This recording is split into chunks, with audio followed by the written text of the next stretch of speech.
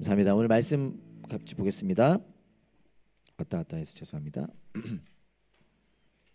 오늘은 사도행전 16장 11절부터 40절까지 주 예수 그분을 우리가 믿습니다 라는 제목으로 말씀 나누려고 합니다. 제목 같이 한번 읽어볼까요? 시작. 주 예수 그분을 내가 믿습니다. 믿으시나요? 아멘. 그분이 누구라고요? 주 예수. 여기에 의미가 있습니다. 여러분들은 제목 대충 넘어가시지만 좀 고민하면서 정하는 거죠. 주 예수. 경준이만 눈이 초롱초롱합니다. 우리 16장 11절부터 40절까지 되게 재미있는 스토리죠. 사실은 바울과 실라에게는 아픈 스토리일 텐데 우리에게는 재미있는 이야기죠. 한 절씩 같이 읽겠습니다. 11절부터 40절까지 제가 먼저 읽겠습니다. 우리는 드로아에서 배로 떠나서 사모드라게로 직행하여 이튿날 네아폴리로 갔고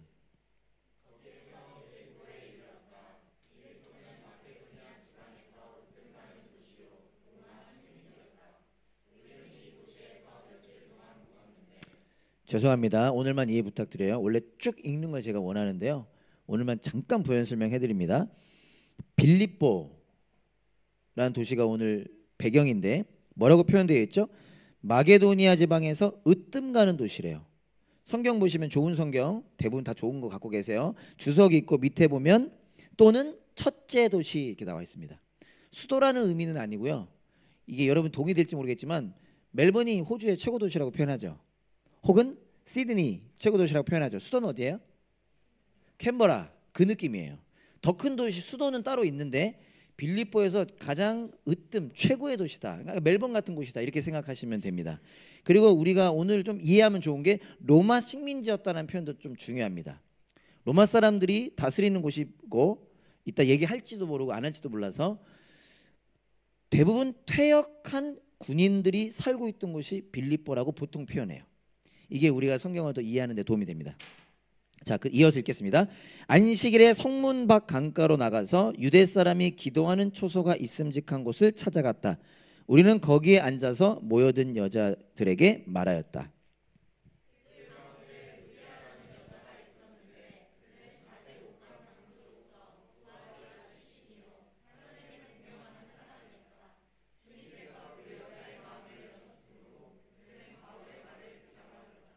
그 여자가 집안 식구와 함께 침례를 받고 나서 나를 주님의 신도로 여기시면 우리 집에 오셔서 묵으십시오 하고 간청하였다.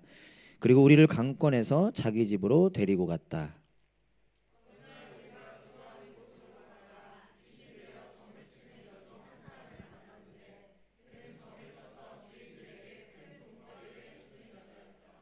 이 여자가 바울과 우리를 따라오면서 큰 소리로 이 사람들은 지극히 높으신 하나님의 종들인데 여러분에게 구원의 길을 전하고 있다 하고 외쳤다.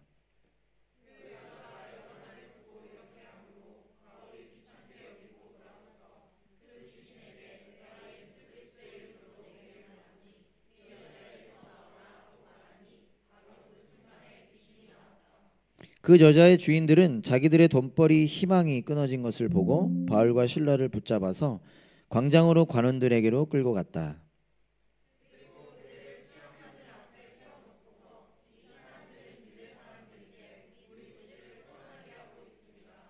이 사람들은 로마 시민인 우리로서는 받아들일 수도 없고 실천할 수도 없는 부당한 풍속을 선전하고 있습니다 하고 말하였다.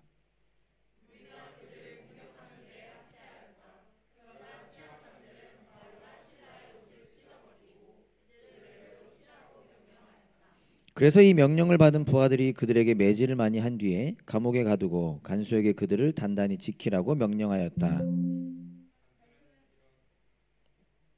시작.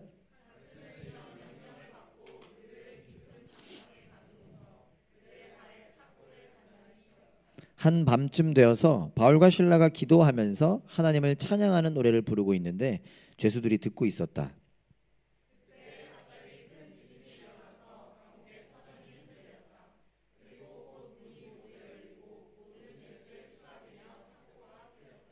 간수가 잠에서 깨어서 옥문들이 열린 것을 보고는 죄수들이 달아난 줄로 알고 검을 빼어서 자결하려고 하였다.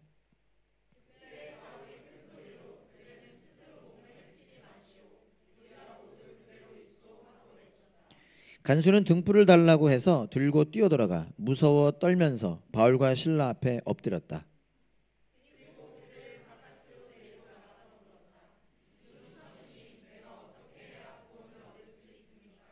그들이 대답하였다. 주 예수를 믿으시오. 그리하면 그대와 그대의 집안이 구원을 얻을 것입니다.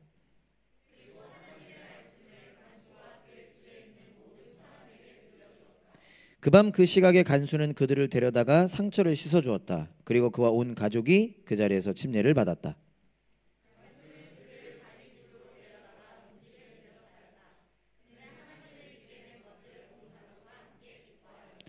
날이 새니 치환관들은 부하들을 보내어 그 두 사람을 놓아주라고 명령하였다.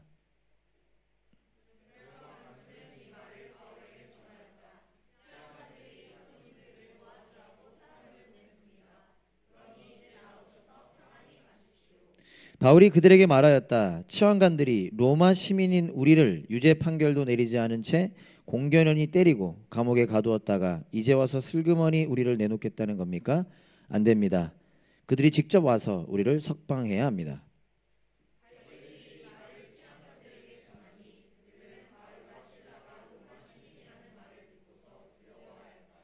그래서 치환관들은 가서 그들을 위로하고 데리고 나가서 그 도시에서 떠나달라고 청하였다.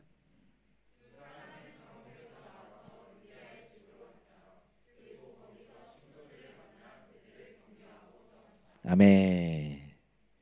스토리가 이해되시죠? 네.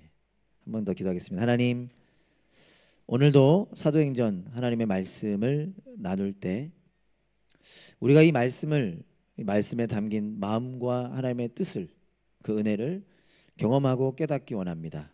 그리고 살아내기 원합니다. 그런 우리 교회 또 한 사람 한 사람 되게 하여 주세요. 예수님의 이름으로 기도합니다. 아멘. 한 번 더 오늘도 한 번 고백해 봅시다. 더 깊이 복음만으로 더 멀리 세상 속으로. 각자의 삶에서 나의 사도행전을 쓰자. 네, 이건 주문해 오는 거 아닙니다. 진짜 한번 이렇게 살아보기를 소망하는 거죠. 바울과 선교팀의 몇 차? 감사해요. 한 분이라도 알면 뭐 시작이 반이라는 것처럼 한 명 알면 뭐 반은 알겠지. 2차 선교 전도 여행 중입니다. 목사님 감사해요. 역시 우리 용 목사님. 자, 오늘 그 표현 뭐 지금 기억도 안 나죠? 보면 11절에 제가 한번 읽어드릴 때가 지도 보이시면 보세요. 눈 2.0 되실 거 모르겠는데 드로아에서 배로 떠나 사모드레라고 직행하여 작은 섬. 목사님 감사해요. 이튿날 네아폴리 갔고 거기서 빌립보에 이르죠. 이게 지금 2차 전도여행 오늘 여정입니다. 그리고 오늘은 그 빌립보에서 일어나는 일이죠. 지금 선교팀이 적어도 4명이라 그랬어요. 누굴까요? 누구죠? 선교팀이 적어도 4명이다. 바울, 실라, 디모데, 누가? 여러분 계속 막 성장하는 것 같아요. 느낌이 너무 좋아요. 이 4명이 가죠. 바울과 실라가 빌립보라는 도시에서 감옥에 갇혔다가 나오게 되는 장면입니다. 바로 본론 들어가면 이 이야기 가운데 우리는 너무나도 아름다운 모습들을 보게 됩니다.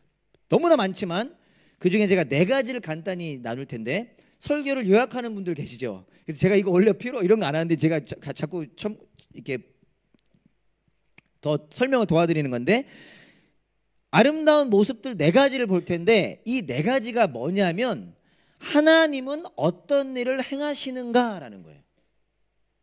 오늘 사도행전 16장 11절부터 40절을 통해 하나님이 행하시는 아름다운 일들을 우리는 보게 됩니다. 그리고 그 일들이 우리 안에서도 이루어졌고 이루어지고 있으며 이루어질 것이다라는 것을 기억하고 싶은 거죠. 더 많지만 저는 4가지만 나누고 여러분들이 더 찾아보세요. 첫 번째, 어떤 아름다운 모습이 나타나느냐? 사람들이 구원을 받게 되는 모습을 우리는 보게 됩니다. 여러분들은 그냥 이럴지 모르지만 여러분 적어도 2명이 구원받거든요. 누가 받았죠? 오늘 근석 형제님이 요즘 은혜 가운데 내가 늘 도전받습니다. 감사해요. 2명이 구원을 받는데 루디아라고 하는 여자와 바울과 실라가 갇혔던 감옥에 이름은 나오지 않지만 간수가 구원을 받게 됩니다. 여러분, 우리 이미 경험했죠. 그 경험의 내용, 색깔 혹은 시기는 다를지 몰라도 우리 다 경험했는데요. 예수님을 모르던 사람이 예수님을 알게 되는 것, 다른 말로 구원을 받게 되는 것, 가장 기쁜 일이잖아요.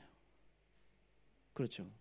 그냥 갑자기 생각해, 우리 제드가 처음 우리 교회 와서 어느 시간을 지나 기복이 형한테 진짜 평생 은혜를 갚아야지. 우리 기복이 형님 때문에 우리 교회 와서 그냥 와서 앉아 있다가 여기는 어디, 나는 뭐 하고 있는 거지?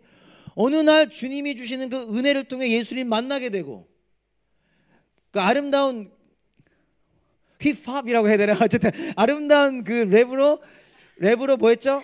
간증도 했죠. 그때 우리 얼마나 기뻐했습니까? 저도 아니에요? 저만 기뻐했어요? 제드야 미안하다, 나만 기뻐했나 보다.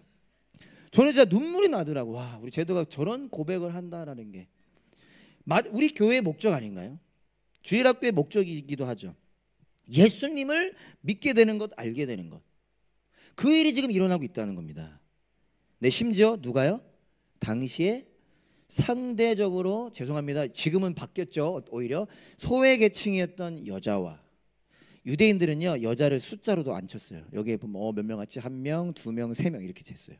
진짜 너무 못했죠. 어쨌든 소외계층이었던 여자와, 정확히 알 수 없지만 당시 시대적인 문화를 봤을 때 좋지 않은 이미지, 완악함의 대표라고 할 수 있는 간수가 구원을 받았다는 겁니다. 나와 있지 않지만, 아닐 수도 있어요. 좋은 간수였을 수도 있지만 보통 사람이었다면 바울과 실라 엄청 괴롭혔을 거예요. 근데 그 사람이 구원을 받았다는 겁니다. 인간을 향한, 죄인을 향한 하나님의 마음이 어떠한지를 알 수 있는 장면이죠. 옆 사람에게 고백해 보시죠. 우리가 그 구원 받은 겁니다. 해보시죠. 예. 좀 뻘쭘한 분들은 그냥 저 혼자 하셔도 됩니다. 두 번째, 우리가 보게 된 아름다운 모습 두 번째는요, 이들만 구원받은 게 아니라요, 누가 구원받아요? 가족들이 구원을 받게 되는 모습을 보게 됩니다. 루디아와 간수가 구원을 받게 되는데 그것이 끝이 아니었습니다. 15절 한번 보여주시면, 그 여자가 집안 식구와 함께 침례를 받고 나서라고 표현되고 있죠. 또 33절에 보면, 그리고 그와 온 가족이 그 자리에서 침례를 받았다. 즉 루디아라고 하는 여인과 간수만 구원받은 게 아니라 루디아의 가족들과 간수의 가족들도 침례받았다는 건 뭐예요? 예수님 믿게 됐다라는 의미잖아요. 예수님을 믿어 구원을 받게 됩니다. 여기에도 우리 쌤도 그렇고요, 가족의 구원을 위해 눈물로 기도하는 분들 계시죠?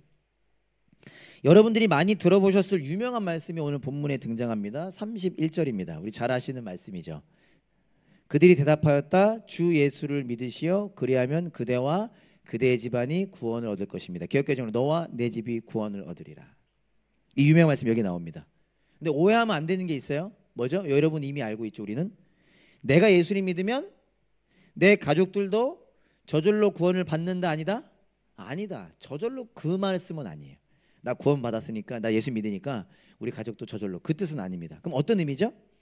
예수님을 믿게 된 나를 통하여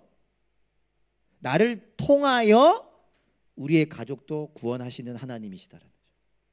예수님을 믿어 지금 예배드리고 살아가는 여러분들을 통하여, 여러분들의 입술, 여러분들의 기도, 여러분들의 삶, 혹은 다른 사람들의 도움을 통하여 구원 얻게 된다는 것이죠.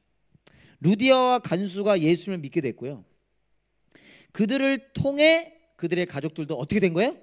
복음을 들었겠죠. 루디아가 집에 뛰어 들어가서 얘기하는 거죠. 내가 오늘 바울이라는 사람 만났는데 그분이 이런 얘기를 했어. 예수님에 대한 이야기를 했겠죠. 그리고 그 가운데 성령님이 역사하셔서 그들의 마음이 열리고, 루디아를 오늘 묘사를 뭐라고 합니까? 하나님이 그 마음을 여셨다라고 그러잖아요. 그리고 예수님을 만나게 되는 놀라운 일이 일어나게 된 것이죠. 세 번째는요, 죽음, 고통에서 자유하게 되는 모습을 보게 됩니다. 귀신에 들려 점을 치는 여종이 등장하죠. 우리는 그냥 지나갈지 모르지만 한번 생각해 보세요. 귀신에 들려 점을 치는 여종이에요. 그 당시 시대 상황을 생각해 보면 이 여자의 삶이 얼마나 비참했을지 우리는 추측할 수 있죠. 귀신에 들린 것도 모자라 여종이야. 매일 점치며 사는 거예요. 그런데 이 여종은 그 귀신 들린 것으로 이용을 당하고 있었습니다. 주인들에게. 바울을 통해 귀신이 나가게 되잖아요. 그럼 여러분, 누구 귀신 들린 사람이, 우리는 그런 일을 경험해 볼 확률이 적지만 귀신 들린 사람에게서 귀신이 나갔어. 기쁜 일이죠. 잔치해야 될 일이잖아요. 축하해야 될 일인데 그 주인들은 화가 났습니다. 분노했어요. 뭘 반증하냐면 그만큼 이 여종의 삶은 비참했고 그만큼 그 당시의 세상이 썩어 있었다는 거죠. 세상의 실제가 그렇게 드러나고 있는 것입니다. 그런데 그 여자에게서 어떤 일이 일어난 거예요? 바울을 통해 귀신이 나간 거죠. 고침받았죠. 드디어 이 여자가 참 자유를 얻게 된 것입니다. 그리고 대부분 추측하기를 어떻게 추측할 수 있어요? 이 여자가 어떻게 돼요? 예수님을 믿었겠죠. 루디아와 간수만이 아니라 이 여종도 그 즉시부터 예수님을 믿는 믿음의 삶을 살기 시작했겠죠. 네 번째로요, 우리가 보게 되는 아름다운 장면은요, 유럽에, 여러분 많은 사람들이 유럽 가고 싶어 하더라고. 그 유럽에 첫 교회가 세워지는 것을 우리는 보게 됩니다. 루디아가 예수님을 믿게 되는데요, 오늘 근석영제도 나눠줬죠. 그리고 나서 그 루디아라고 하는 여인이 어떻게 하냐, 바울과 그 선교팀 일행을 자신의 집에 머물게 합니다. 근데 우리 집에 오실 수 있으면 오세요, 이게 아니었어요. 표현이 강권했대요. 안 오면 진짜 삐져버릴 거야. 그러면서 오게 한 거지. 그만큼 은혜가 고마웠던 거예요. 이게 되게, 제가 오늘은 자세히 설교를 못하는데 이게 아주 중요한 장면 중에 하나입니다. 기독교 공동체는 환대 공동체라는 거예요. 예수님을 만나, 예수님이 주인인데요, 그 은혜를 살아가는 사람은 어떻게 하냐, 나그네들을 초대하는 삶을 산다는 거예요. 어쨌거나 40절을 보면 이런 내용이 기록되고 있습니다. 오늘 본문 40절 보면요, 두 사람은, 바울과 실라죠, 감옥에서 나와서, 오늘 마지막 절이었잖아요, 루디아의 집으로 갔다. 자, 그러면서 이렇게 표현됩니다. 그리고 거기서 누구를? 신도들을. 신도가 어떤 의미인지, 여기 좋은 성경 보시면 각주 써있죠. 3절 3 써있고 밑에 뭐라고 되어 있어요? 형제들. 신도, 믿을 신이죠. 예수 믿는 사람들이란 뜻입니다. 그들을 만나 격려하고 떠났다. 감옥에 갇혔다 나온 바울과 실라가 어디로 갔냐면 루디아 집으로 갑니다. 그리고 거기엔 신도들이 있었다라고 기록하고 있습니다. 즉 루디아의 집은 어떤 집으로 바뀐 거예요? 자신의 집을 예수님을 믿게 된 사람들이 모이는 장소로 내어놓은 곳입니다. 쉽게 말하면 예배 초소로. 우리 여기서 예배 드립시다. 여기서 성경 공부합시다. 루디아의 가족들, 그들을 통해 예수 믿게 된 사람이 있을 수 있겠죠. 간수의 가족들, 그들을 통해 예수를 믿게 된 사람들이 있겠죠. 그리고 어쩌면 여정도 예수님 믿게 됐겠죠. 그들이 다 어디 모인 거예요? 루디아의 집에 모이게 된 겁니다. 루디아를 대부분 뭐라고 표현하냐면, 거부까지는 아니더라도 부유했을 것이다. 아까 루디아를 뭐라고 하냐면 자색 옷감 장수라고 표현하거든요. 근데 자색 옷은, 그 당시 자색은 염색하는데 어려웠대요. 그래서 부유층들만이 입는 옷. 그러니까 사실 거부인지는 우리는 알 수 없지만 부유층을 상대로 장사했으니까 넉넉은 했을 것이다. 그러면서 집에 사람들 초대할 정도면 집이 생각보다 컸을 것이다 라고 추측을 많이들 합니다.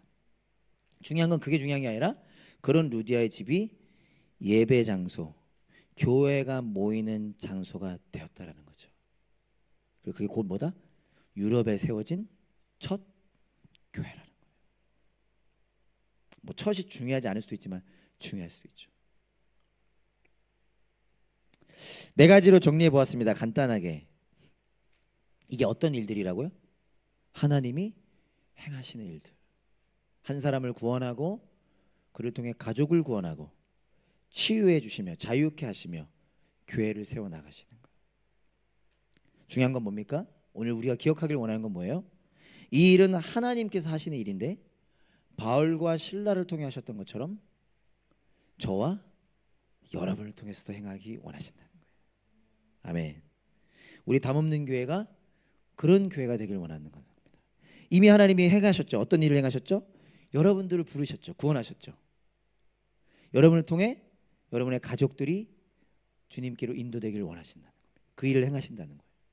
그리고 누군가가 자유하게 하신다는 것이죠. 그런 저와 여러분들이 될 수 있기를 간절히 소망합니다. 하나님의 일하심 속에서 이 되게 중요해. 잘 들어보세요.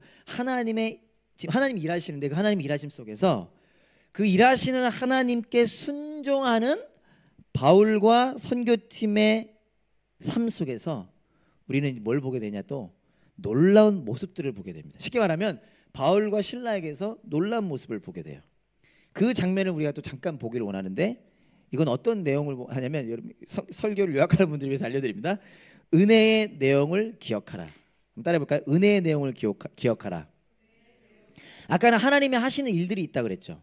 지금 우리가 바울과 실라의 모습을 볼 텐데, 쉽게 말하면 이들은 어떻게 이렇게 살 수 있었을까? 은혜 때문이라는 거예요. 은혜의 내용 때문에. 근성인들님이 왜 찬양 인도 시작도 전에 울었을까? 여러분들 얼굴 보면서 눈물 나는 얼굴들이에요. 무서워서 뭐 쫄아서 울 수는 있겠지만 그거 아니잖아요. 은혜가 막 차 있는 거야. 그 은혜 때문에 눈물이 나는 거야. 은혜 반응이죠. 마찬가지로 은혜의 내용을 기억하라. 그 은혜가 바울과 실라를 이렇게 만들어 간다는 겁니다. 몇 가지만 살펴보겠습니다. 이것도 네 가지만 볼 텐데요. 첫 번째, 어떤 놀라운 모습을 우리 보게 되냐? 바울이 귀신 들린 여종을 고쳐줍니다. 그 능력을 말하는 게 아니에요. 그 행위를 말하는 겁니다. 그게 뭘까? 18절에 보면요, 이런 내용이 기록되고 있습니다.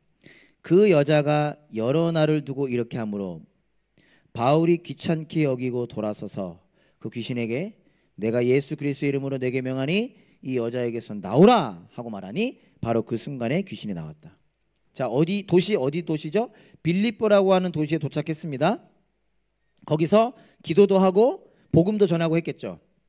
근데 그러던 어느 날 귀신 들린 여종이 이 바울과 선교팀을 쫓아오기 시작했어요. 원래 귀신에 들려서 점을 쳤던 여자인데, 여종인데, 바울과 실라를 보면서 말하는 거예요.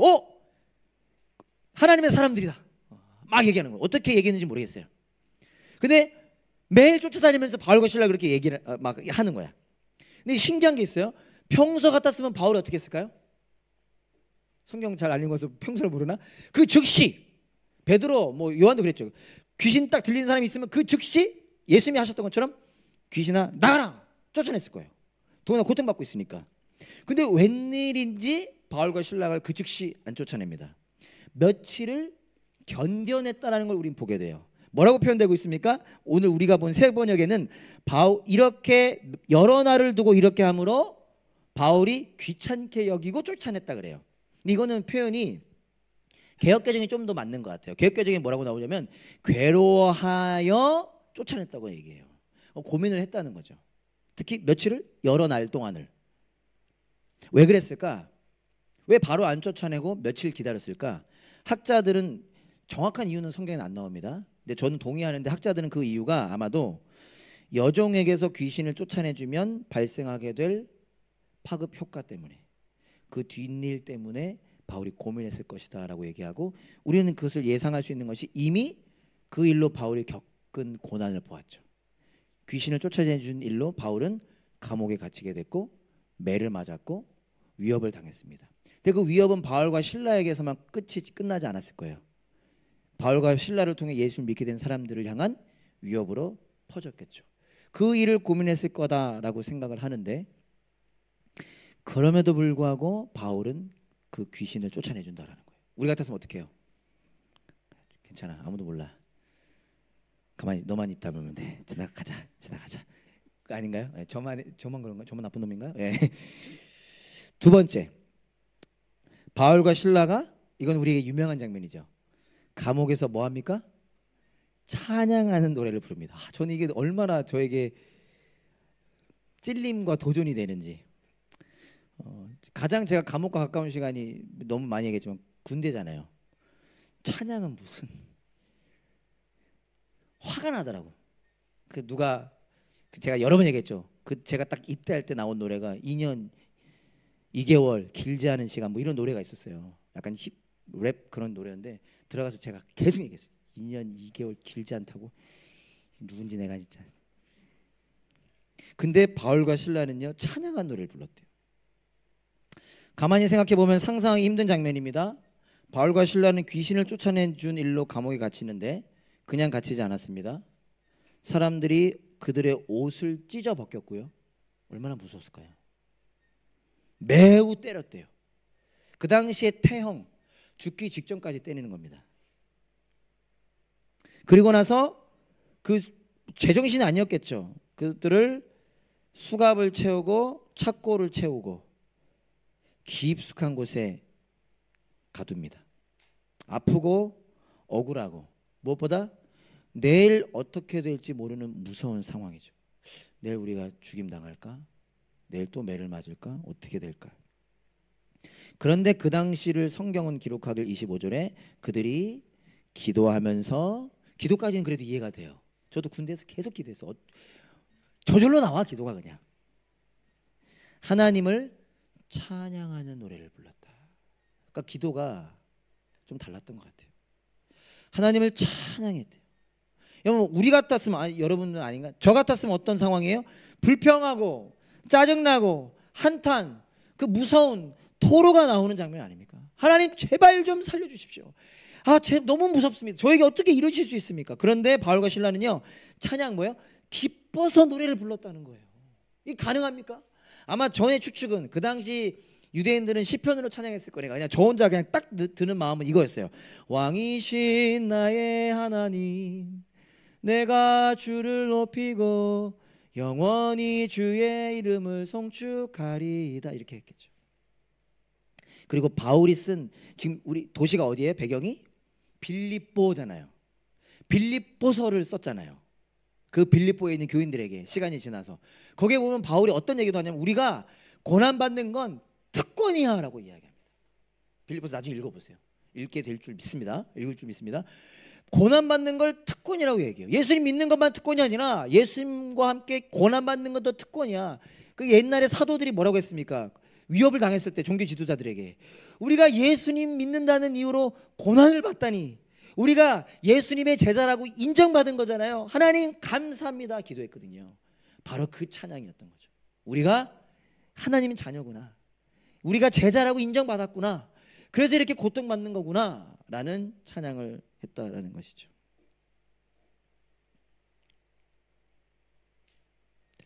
세 번째로요, 놀라운 장면이 바울과 실라는 도망가지 않았습니다. 찬양 부른 것도 놀라운데 찬양할 때 어떤 일이 일어나죠? 기적이 일어납니다. 말 그대로 지진이 일어났고요. 지진만 일어난 게 아니라 지진이 끝나고 나서 어떻게 해요? 감옥문이 열렸어요. 턱턱턱. 그런 영화 보셨죠? 갑자기 막 흔들리더니 문이 턱턱턱턱 열리기 시작해. 그러더니 수갑이 탁 열리고 창고가 탁 풀리는 거야. 그럼 어떻게 돼요? 그 다음 영화라고 한다면 나가야지. 이거 하나님의 뜻이잖아요. 이거보다 분명 하나님의 뜻이 어디 있어요? 지진이 났고 감옥문이 열렸고 수갑도 열렸어요. 이건 나가라는 거지. 이건 바보지. 나가라는 뜻을 못 알아들으면. 그러나 바울과 실라는 나가지 않습니다. 물었겠죠. 하나님, 이게 나가는 게 하나님의 뜻입니까? 아니 하셨겠죠. 물론 육성으로 아니고 왜 나가지 않았습니까? 간수를 살리기 위해서 안 나갔죠. 감옥이 열린 걸 보고 잠에서 깬 간수가 자결을 하려고 합니다. 당시에 책들을 찾아보면 그런 선례가 있었다고 해요. 죄수가 탈옥을 하면 그 책임으로 간수가 처벌당하는 일들이 많았습니다. 복음서에도 비슷한 장면이 나오긴 하죠. 예수님 부활하신 다음 다 죽임당하잖아요. 그런데 바울과 실라는 감옥 안에 그대로 있었습니다. 왜요? 그 간수 살리려고. 있을 수 없는 일이 일어난 거죠. 인간 세상에서 있을 수 없는 일이, 특별히 그 로마 시대에 있을 수 없는 일이 일어난 거죠. 그래서 간수는 엎드려 무서워 떨며 물어봅니다. 아까 근서 형제가 되게 귀한 말을 했는데 두 가지가 다 포함된다고 볼 수 있습니다. 지진이 일어난 건 그 당시 로마 사람들도 신이란 존재는 믿었으니까 신이 하셨다라고 생각했거든요. 있을 수 없는 일이 일어났는데 가만히 있는 바울과 실라를 보면서 나 좀 어떻게 좀 살려주십시오. 혹은 그 안에 범접할 수 없는 걸 봤겠죠. 내 인생 어떻게 하면 구원받을 수 있습니까? 질문하게 되는 것이죠. 이게 너무 저조차도요 드라마 같은 이야기지만 한번 생각해 보기를 원하는 것입니다. 마지막 네 번째는요, 바울과 실라가 로마 시민권이 있음을 먼저 말하지 않았다라는 것입니다. 그리고 나서 그 다음 날 치환관들이 부하들을 보내서 지도자들이 바울과 실라를 놓아주라고 명령하죠. 그때 바울이 말합니다. 우리 로마 시민권자야. 이렇게는 안 되지. 딱 얘기해요. 물론 이런 투로 말하진 않았을 수 있습니다. 당시에는요 그런 선례가 있었습니다. 역사적으로 찾아볼 수 있어요. 로마 시민권자에게 로마 시민권인 걸 모르고 부당한 일을 하면요 처형당했어요. 그만큼 로마라는 나라는 그 나라 국민에게 힘을 줬습니다. 지켜줬습니다. 그래야 나라가 지켜지니까요. 그 말을 듣고 치안관들이 두려워하죠. 즉 이게 어떤 의미, 반대로 얘기하면 어떤 의미죠? 만약 바울과 실라가 시민권자라는 얘기 했으면 감옥에 갇혔다 안 갇혔다? 안 갇혔다. 매 맞았다 안 맞았다? 안 맞았다. 그 사람들 깨갱했다. 근데 이 사람들은 어떻게 착각해요? 유대인인 줄로 착각해요. 당연히 유대인인 줄 알고. 그래서 우리의 추측으로는 바울 4명 중에 2명만 갇혔죠. 왜요? 누가는 이방인이었고 디모데도 아빠는 그리스 사람이었으니까 누가 봐도 유대인이 이 둘만 가둬놓은 거죠. 만만하게 보고. 나 근데 로마 시민권자인데 깜짝 놀라서 가만히 놔뒀겠죠. 그러나 그들은 그때 얘기하지 않았습니다. 나중에 얘기합니다. 그때 왜 얘기 안 했을까? 나 같았으면 당연히 얘기했는데 나 로마 시민권자야. 지금 날 뭘로 보고 지금 이러는 거야? 이랬을 텐데 얘기 안 합니다. 왜요? 하나님의 타이밍을 기다린 거죠. 하나님 지금 쟤네들이 우리는 불가능할 것 같아. 나는 불가능할 것 같아. 지금 쟤네들이 저를 막 옷을 찢고 때리려고 그러는데 저 지금 로마 시민권자인 걸 얘기할까요 말까요? 하나님을 기다린 거죠.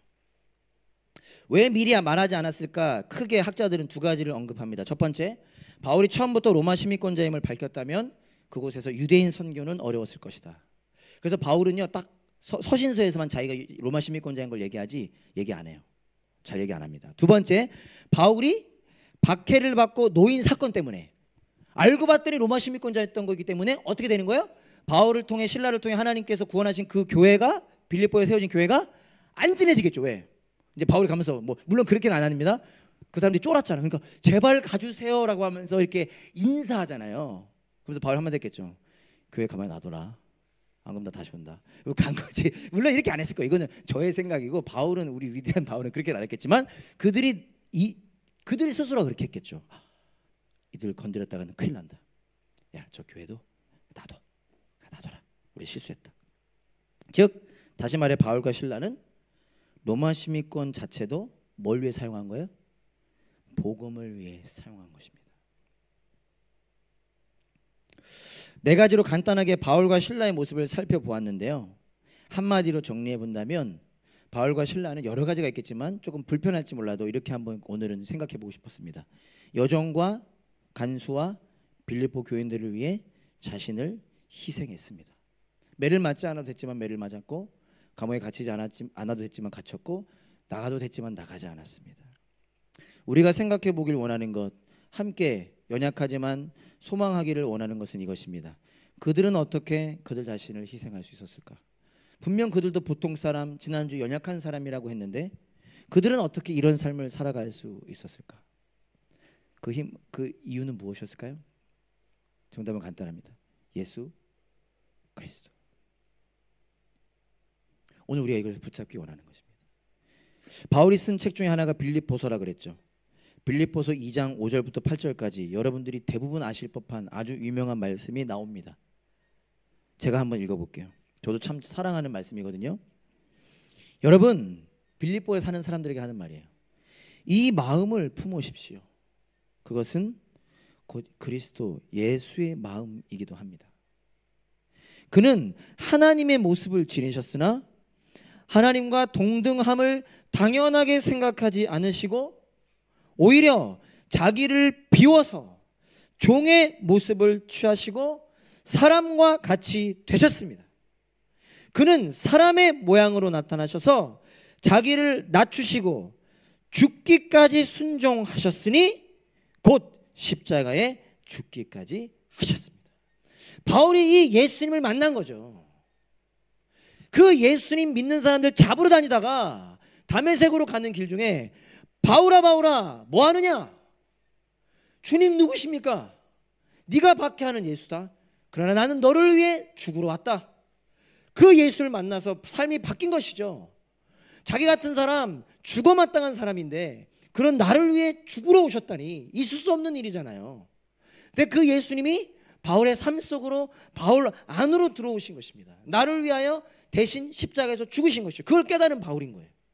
보통 사람, 바나바와 싸웠던 연약한 사람이지만 예수님 그 안에 계신 것을 그는 경험했고 매일매일 경험한 것입니다. 그렇지, 내 안에 계신 예수님이 나를 위해 죽으셨지. 그 은혜의 능력이 바울을 다르게 살아가게 만들어가기 시작했다는 것이죠. 오늘 본문에 주목할 만한 중요한 단어가 등장합니다. 바로 주인이라는 단어입니다. 경준이만 눈이 동그래질 확률이 크죠. 19절에 보면요, 그 여자의 주인들은, 귀신 들려 점치는 여자의 주인들을 그 여자의 주인들이라고 표현하는데 여러 단어가 있는데요, 여기서 어떤 단어를 일부러 누가복음의 사도행전의 저자인 누가가 사용했냐면 이 주인이라고 하는 단어가 퀴리오스라는 단어를 씁니다. 퀴리오스, 뭐 발음이 조금 어렵지만 많이 들어보셨을 거예요. 퀴리오스. 한 번도 안 들어본 얼굴이군요. 신약 성경에서 예수님을 주로 고백합니다라고 할 때 쓰여 있는 단어가 바로 이 퀴리오스라는 단어입니다. 주인, 주님이란 단어예요. 당시에는 로마 황제가 퀴리오스, 주인이었어요. 모든 사람들이 로마 황제 앞에서 당신이 주인이십니다라고 고백해야 빵을 얻을 수 있었고 직업을 가질 수 있었습니다. 그리고 집안의 가장, 남자, 아빠 혹은 남편, 주인이었어요. 이것은 다른 말로 돈과 힘이 주인이었음을 나타냅니다. 그러나 거기엔 소망이 없었습니다. 재미있게도 사도행전을 기록한 누가가 이렇게 기록하죠. 19절 보면 그 여자의 주인들은 자기들의 돈벌이, 희망, 신약성경에서 자주 나오는 단어 소망, 희망이 끊어진 것을 보고 돈과 힘이 희망이었다는 거예요. 그걸 영원한 거예요? 아니죠. 영원한 것이 아니죠. 로마가 뭘 주장했습니까? 팍스 로마나, 평안을 외쳤지만 편안만 있었지 평안은 없었습니다. 로마 결국 망했잖아요. 인간은 외로움과 두려움의 문제를 해결하지 못했고 고통과 죽음의 문제도 해결하지 못했습니다. 그것이 오늘 본문에서 나타나고 있는 모습이죠. 로마도 아무리 강력한 힘을 가져도 인간 한 명 해결할 수 없었습니다. 그런데 어떤 일이 일어난 거예요? 그런 인간을 위해 예수님께서 오신 것이죠. 유일한 단 한 분 주인이신 예수님께서 인간이 되어, 그것도 종이 되어, 빌립보서 아까 2장 5절 말씀 기억하시죠? 십자가에서 죽으시고 부활하심으로 죄인들에게 참 소망을 주신 것입니다. 바울과 실라가 이 예수님을 만난 거죠. 이 예수님을 알게 된 것입니다. 이 예수님을 바라본 것입니다. 아, 우리의 시민권은 로마 시민권 아니, 하늘에 있구나. 하늘 시민권이구나. 우리를 향한 이 마음이 저들을 향한 하나님의 마음이구나.